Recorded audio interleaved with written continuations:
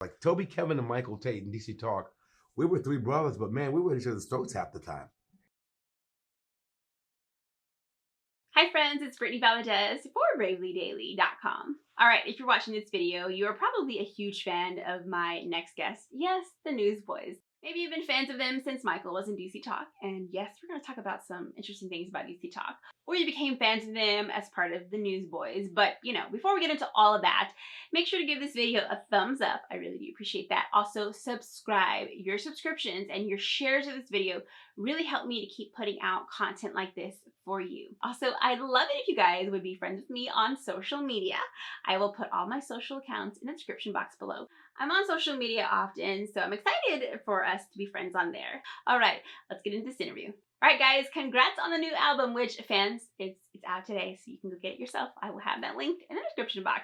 Okay, but anyways, Michael, I recently saw a preview of the Jesus Music movie, and it was real. Now, a lot of times you see rawness in the mainstream industry, but not so much in the Christian music industry. I agree. That's my favorite part about the movie. I cried and I laughed. It's so real. You guys are gonna love it. It's amazing. Now, there may be some who may or may not know, and they're going to know now, that it wasn't always smooth sailing with you when you were in DC Talk as far as, getting along with bandmates, because you guys are human.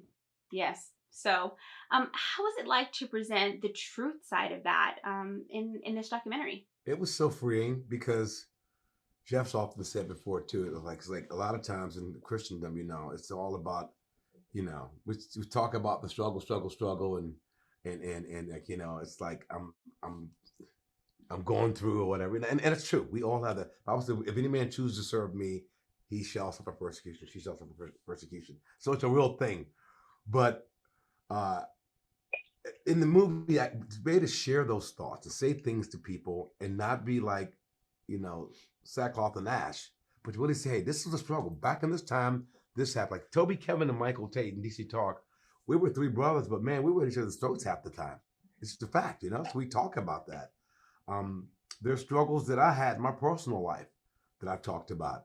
But once again, to answer your question, yeah, it's a great thing. So I got to really talk about something and not just tiptoe around the tulips like a lot of believers we tend to do, because it's like we don't have any issues. We got it all together. Well, it turns out I'm a freaking mess without the message.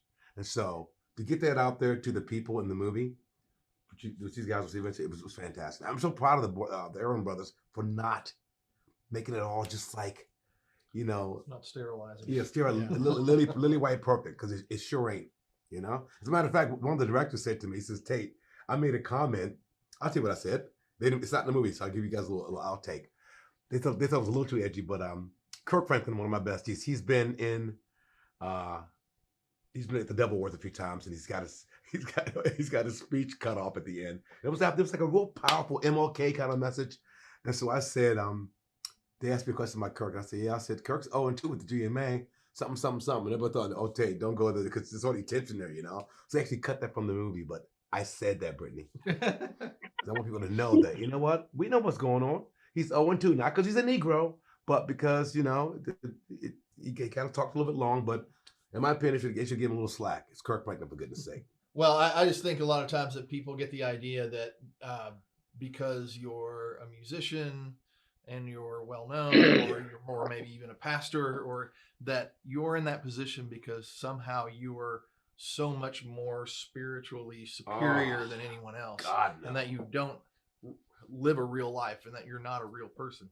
So anytime something like that can show the real humanity of what it is that we do, I think it's a really good thing. So I think it's something that the church needs to see.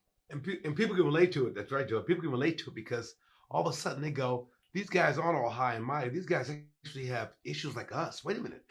They go to Kroger's groceries and their garage doors break and they have leaky pipes and they have, sick kids. Yep. Turns out we're human. How's it going? Newsboys. Now, I saw y'all have a TikTok account. Jeff, you got your keys stuck in your vehicle or something? That was me. Yeah, I locked my keys in the car with the car running a couple weeks ago. That was pretty special. How'd you even do that? I was What's not. an old truck? That's why you can't really do it on new. You can't do vehicles it on a new anymore. car, What, but you close the door? it's a 1986 truck, and I grabbed my It's bags beautiful, out, too. and as I was closing the door, I hit the old school thing, clunk, and then I realized that was locked, and there's no other way in. Michael, now that you're with the Newsboys, what was that like transitioning to becoming the lead singer of essentially your competition? That's a You thought great about that question. question, Brittany. That's a good That's a one. great question. Yeah, we were frenemies. That's what we were, Uh, right? Back in the day. It's you know what? It's funny. At the beginning, it wasn't funny because it was really tough because people weren't buying into it. They were like, "Hold on, we like Tait in his place in DC Talk.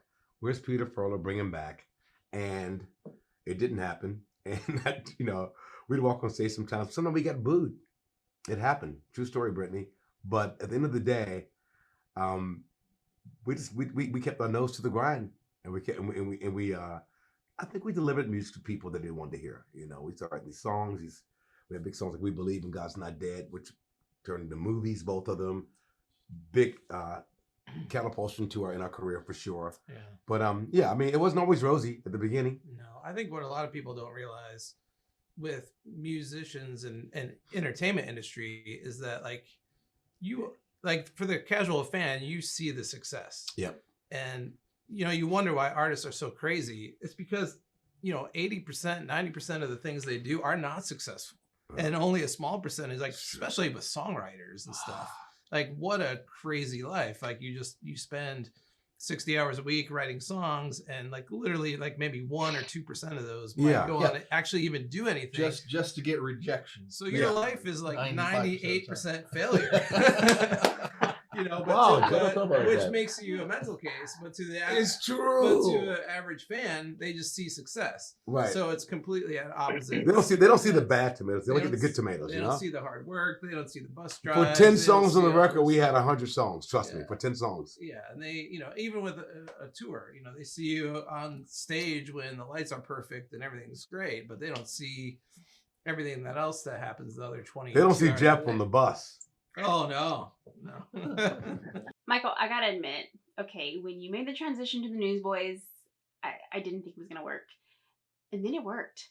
I thought the same thing when, of course, Rebecca St. James, she was huge in Christian music, and then her two brothers decided to have a band, and I didn't think that was gonna work. And now we have For King Country, which obviously worked. Now, you said in the documentary that you have actually been in the Newsboys longer than you were in DC Talk. For real? That's crazy to think that, yeah. DC Talk really together, technically. I met Toby in college, and then we met Kevin a few years later. So we've been friends for many years, but as a band, signed band, we were a band for just over 10 years. The more I think, I'm like, that seems like no time at all. But when you have three personalities like that together, Brittany, it was like, it was, Well, the cooler heads prevailed. So how did you break the news to your DC Talk bandmates? Like, hey guys, I'm going to the competition. Like how did that work out? Well, we weren't doing anything anyway. They were happy I had a job. We were on an intermission. Remember that, taking a break. So Toby was doing Toby Mac, and Kevin was doing Kevin stuff, poetry books, and private shows here and there. But I was in LA, pretty much doing jack squat, and I got this call, and I thought, I'll give it a shot. And looking back now, I won't take too much time. But looking back now, it was such a God thing because they needed a singer, they needed a new lead for the band, and I needed a job. But at the same time, it was such a good place for me, headspace wise too, because I think in some ways it saved my life. There was a song on your album that dealt with still trusting in God during hard times. I mean, I would kind of say like COVID. Can you tell us a story about that, like behind the song? Yeah. Well, that wasn't necessarily about COVID, but the fact is, God is still good in the moment. As we were kids, we said, God is grace, God is good. But is God grace and good when hard times come? Yeah. There's the question. Because once again, we don't live this make-believe life. It might appear on stage when the lights are right, or number one song on radio. Night still falls on us and the sun still rises, and life still happens. So can you say God is good in your storm? Can you say God is good when you have COVID, or you lose your son to drugs, or you lose her sister to HIV, AIDS. It's like, I mean, that's become one of my favorite songs on the record for sure, because we know he's good, and he inhabits our praise. So when we praise him, we bless him and say, Daddy, you're good. I don't understand it. I'm ticked off. I'm peeved. Why? But you know what? I'm choosing that you're still good. I'm going to believe that. During the time of COVID, did you guys feel like your creative juices could flow even more now that you really didn't have the pressure of meeting a certain deadline? It gave us Yeah, time to rethink it. well, it did. I think when COVID hit, we had the opportunity for the first time in our lives was to make a great record. I mean, usually we're touring. We're touring 3-4 days a week. We come In and out home, of we do our town. part. We're rush because there's a time. There's always a time frame. There's always the record label. They want everything sooner than sometimes what we're ready to give it to them. But I think for the first time ever, we had the time to really marinate the songs, really get in them, really polish them up. Because usually you get to a point where, oh yeah, it's good enough. But this time we had the time to say, it's not good enough. Let's do it again. Let's think of something else. And we had that time to do that. And I think because of that, we ended up getting arguably, I think, one of the best records we've ever done. It's one of the most rounded records. Production is killer. The songs are killer. The productions are, I think, some of the best we've ever done. So I think because we had the time, I mean, we've never been one of those bands that could take a year off and go write a great record, because it's just not how, unfortunately, how we've worked it. But this time we did. And I think because of that, it gave us one of the best records we've ever done. And I'm really proud of it. I think musically and stylistically, I think we've really pushed the boundaries for us. I mean, we've kind of got a reggae song on there. We've kind of got a Motown song on there that's kind of really, it gave us a chance and the opportunity to explore these different musical avenues that we really haven't had a chance to before. And I think because of that, it's one of the most well-rounded, best sounding records that Newsboys has ever done. That's for sure. I just think when we anything that we do, I think we've got to do it to the best of our abilities. And I think that's always a way of approach drumming, especially since kind of Michael came on board 10, 11 years ago now. It really gave me a chance to say, okay, because we never stopped, right? We never stopped. We had shows booked. So it really gave me the chance to really immerse myself into my craft, because we went back to, 4 guys. And I think what each guy does on stage and in the studio is really important. Each note matters. It's not like we have 8 guys where we can sit back and take it easy. I think with us, with this record, and since Michael's come on board, we've really not only explored new musical avenues, but we've really chased the art. And with this one in particular, what I love about this record is because we had the time, the band really got the chance to immerse themselves into this record, particularly Michael. I think it's really important for lead singer to love the songs he's singing, because when he loves the songs he's singing, he's going to put his heart and soul into it. And I think we've all experienced that, because I think it ends up getting a record that we're more connected to in so many ways. Sometimes when you're not personally vested, they're great songs and you love to do them. But when you are personally vested, there's a deeper connection. I think when that is that deeper connection, I think people respond to that and they notice that live when they're watching Newsboys play. We've always been a band that if you come pay $40 for a ticket, we want to give you $120 worth. We've always been like that, and that spirit of Newsboys is still very much alive. And I think if that ever goes away, we might as well quit. Okay, so I know our audience will want to get to know each one of you guys more personally. Now, Michael, you mentioned that you guys usually do better when you introduce one another. And so, Michael, let's start with you. Tell us about Duncan. Duncan Phillips is a firecracker. Duncan Phillips is TNT. Duncan Phillips he's all in or he's all out. Duncan Phillips is a lover. He is sensitive, but he can be precocious sometimes. He can be intense sometimes. But he's definitely one of my besties, and he's great at what he does. He's a great family man, loves his wife and kids, and there you have it. That's Duncan Phillips. describe Jody. Yeah. He's probably the most patient guy in the band. That's true. Has painstaking attention to detail. Will spend as long as it takes to get something right. Craftsman. You do, loves Joe. to build things with his hands and see things from go from nothing to something. Yeah. So whether or not he builds guitars or other woodworking or projects on his house or his garden or whatever, it's like really well researched and completely thought out. Yeah. He's a very loyal friend. Loyal To his family, his kids. Loyalty. Yeah. And very chill. If you see Jody and he's mad about something, you know there's a legitimate reason for it. Exactly. Yeah. Sure. Like Duncan gets mad if he drops a drumstick. If a drumstick falls, and you know, help it and pick it up and hand it back to him, we'll get mad. No, I'm kidding. Jeff's very much that way too in a lot of ways, and it's what counterbalances These two. the other two. Because all right, well, I'll talk about Tait then. Oh no! Because Tait is like, you talk about, he's either on 11 or he's asleep. That's true. He is all on or off. Dude, that And is so true. Hey, But it's great. I'm black and white. You know what you're getting? He is exactly what a front man needs to be. Yeah. He loves people. Yep. He loves their attention. I love attention. I do.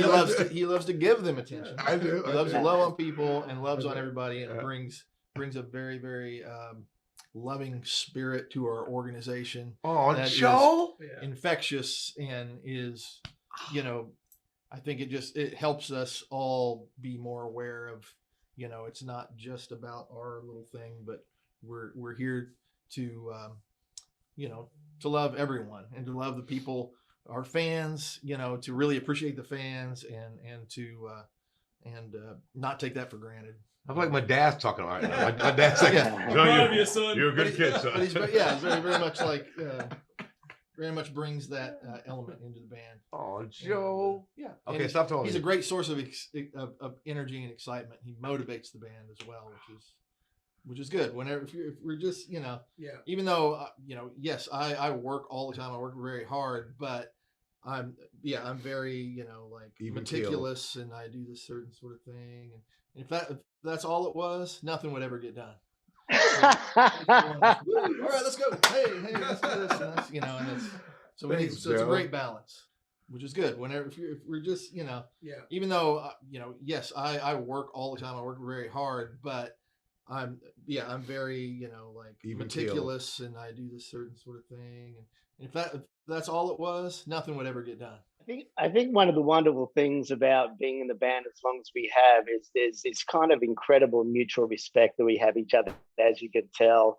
As you've noticed, Michael and myself are extroverts, Jody and Jeff are introverts. Now, Jeff is brilliant.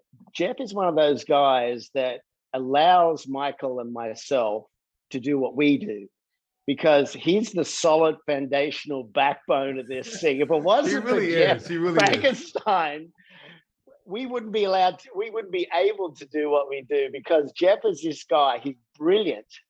He has really turned into not only a great musician, but he's turned into an incredible videographer. He does all the live video that you see on the screens, and he's really tenacious. He's a guy that will buckle down, where me and Mike are a little bit more flighty, right? And he does get it done. And when he gets it done, it's really good. He's got a really good sense of what good art is. So Jeff has become this kind of stalwart in this band, this foundational member, that if it wasn't for Jeff, I depend on him. He puts a lot of music together for us as well, live. Obviously a lot of video. It wasn't for Jeff, it wouldn't allow Michael and myself and Jody to do what we do. So Jeff is definitely a pillar of this band, and love you, mate. Now, I fully believe in gaining wisdom from generations before us. So you guys, being men that you are, I'm sure had your share of struggles growing up. what advice would you give to men now who are in the age of, TikTok and Instagram, and they're trying to keep purity in all sensible ways, but it's very, very hard. Maybe you have the one guy who is growing up Christian and wants to honor the Lord, but is struggling because there's essentially free porn available. Or for the guy who said, I've tried honoring the Lord, but I can't. And they want to give up. What advice would you give to those type of men? Times are a lot different than it was when we were 16 or 18 or 21. Yeah. As tough as it was back then, I look at culture now and I'm like, I feel for him. I'm like, yeah, I'm the same way. I feel for that. Because I think, you could talk about this subject literally for 3 hours. We probably could have a whole other thing. But if I had to boil it down to a couple of points, it's like, it kind of relates to what we were just talking about. Like, what you spend your time doing will define who you are, right? So, like, if you're just in front of a screen all the time and you're constantly on social, it's what you're feeding yourself is just garbage, really. Yeah. There's some good things about it, but let's face it, it's not great. We weren't meant to see that much stuff and know that much stuff. No, it's just even too with much. It's the same thing I say about the news. Like, people get really bummed. Like 30 years ago, you only really knew what was happening in your surroundings. Now, if you want to, you can know everything that's happening in the world, and most of it's not great. So you can really get down. Well, you can especially know the stuff bad that's going on. Yeah, and it's the same thing with social. Like, you can, it's like the old thing: comparison is the thief of joy. Oh, you will always feel like someone has it better than you, that someone is prettier than you, that someone has more money than you, that someone is living a better life. That's good stuff right there, dude. And the more you hear that, it just destroys your spirit. So if you've got that going on, and at the same time you're not feeding your spirit with the word and what the Bible says and what Jesus says about you as a person, what do you think is going to happen? How the Creator defines you. Yeah. There's a concept. And people think that they can't live without social. Like, they think like if they aren't checking it every 2 minutes, they're missing out on something. Or they've been forgotten. take a break, get off of it for a week, and you will feel so much better about your life. You really will. Now, there's certain things I love being able to keep in touch with people, and the communication part of it is amazing, and it's the funny part about it, and the memes part of it is funny, but the other stuff is just garbage. You won't find yourself better off. Yeah. And you won't miss it as much as you think you will.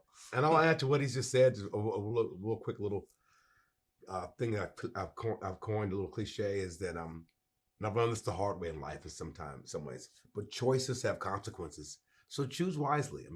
When you're young, it's funny because you get older, you go, all of a sudden, I knew then what I know now. Yeah. But that never meant more to me than now. Because I'm like, gosh, I would have totally have done this and would have never have done that. But I was 24. Yeah. No excuse. It's just. Yeah. And to go along with what you said, one of my biggest regrets I have about life in my 20s is that I wasted so much time when I had it. I had unlimited amounts of time to do all sorts of things, free time. Yeah. Now I'm 47. I have 4 kids. And a busy life. Yeah. Think about the things you want to do and do them while you're young, because that's when you get older, you will not have the time that you thought you would have. That is for sure. At least you hope. Yeah. At least not for a while. When you're 21 and you're 22, Brittany, you're thinking, we all thought that. Yeah. You're invincible, unbreakable. You're gonna live forever. And then one day we go, oh my gosh, I'm in my 50s and I feel great, everything's good, but the Bible says 70. That's 70 years. We can go beyond that, but I'm like, what am I doing? Is it important? Does it make sense? Is it eternal? Is it pertinent? Make sure you ask those questions, man. You guys, it's been a pleasure talking with you. You all are hilarious, and I really enjoyed it. And I know our audience will too. Okay, friends, make sure to get a copy of their new album, which is out today. I will have that link in the description. And of course, don't forget to check out the Jesus Music movie, which is out today as well. So what interesting fact did you find out about the band? They're great, right? Yeah. Okay, well, let me know in the comments section below. If you like this video, make sure to give it a thumbs up and subscribe. Really appreciate those subscriptions, and share it with all your friends. Also, make sure we become friends by following me on social media. Until next time, I'm Brittany Valadez for BravelyDaily.com. God bless, and I'll see you in the next one.